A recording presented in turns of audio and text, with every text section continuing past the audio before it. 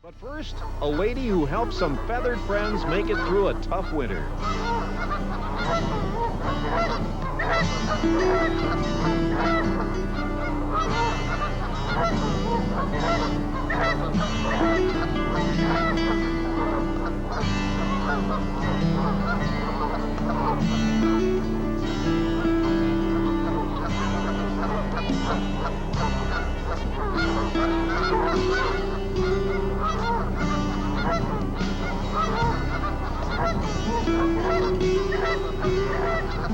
Winter is a time when most birds migrate to warmer climates than they find here in Minnesota, or like here in Wisconsin, where Louie and I were delighted to find some trumpeter swans just a few feet from our cabin in mid-December.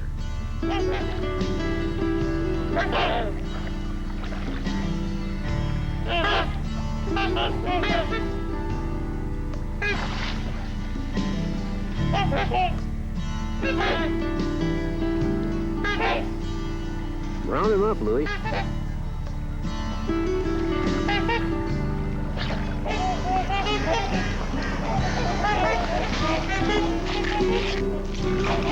You want some corn?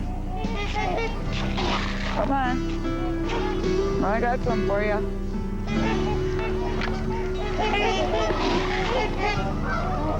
Thanks to people like Sheila Lawrence of Monticello, many of our feathered friends are finding it easier to stay here in the North Country, even when the landing gear goes down and the runway is a bit slippery.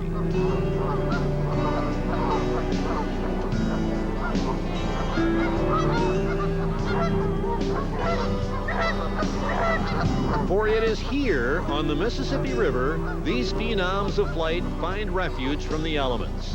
And they find a friend in Sheila Lawrence. I've always been interested in animals, and when we moved here, there were ducks and geese, and I started feeding them, and gradually there'd be a swan show up, and then a couple, and one year 15 wintered here, so I consider that my first year of feeding the swans. Sheila's been saving swans from the elements for some 13 years. And as calloused cockleburs shiver, her swans and any friends they invite kick back and relax, knowing that Sheila's cooking up their next meal.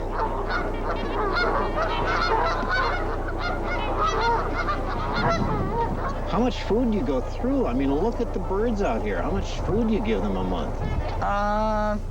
Over the course of a winter, I'll go through 10 to 12 tons of corn. 10 to 12 tons? Yeah, 10 to 12 tons. Do you do this by yourself or do you have help? The last 3 years I've had private donations, and that's really helped. But before that, I was on my own. Well, that was all I needed to hear to see if she'd let me give her a hand. And even the bright red CCO jacket didn't scare him away. Will I eat this off the bottom, Sheila? Yeah, keep it close so that it's not too deep. Okay. Hey, guys. Come on, come and get it. Brought you some company. Soup's on. Brought you some company, you guys. Are you guys not hungry? What is with you today? Are you a little spooked? Huh? Do you have any idea what we went through to get this corn for you? Come and get it. On this day, the Minnesota Department of Natural Resources pays a visit to document the activity at Sheila's winter sanctuary.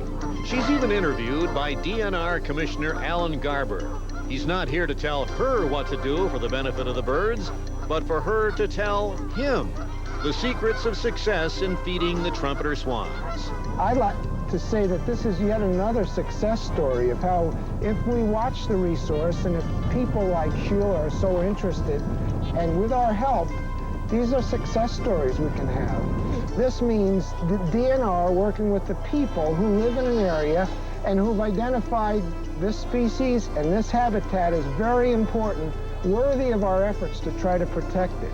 How ironic.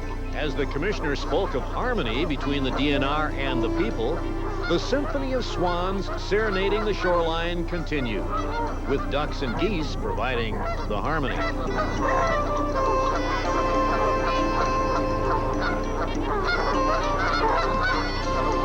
The majestic trumpeter swan is the largest flying bird in North America, weighing as much as 25 to 30 pounds, with a wingspan of 7 feet.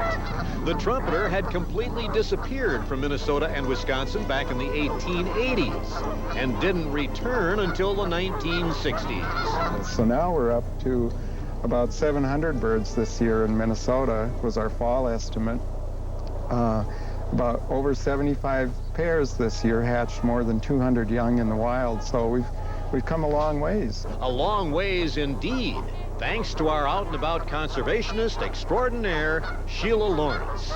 And she's doing it in a way that's helping the birds and not being a detriment to the birds. So that's why we're here, and that's why the birds are here, and our population is going up.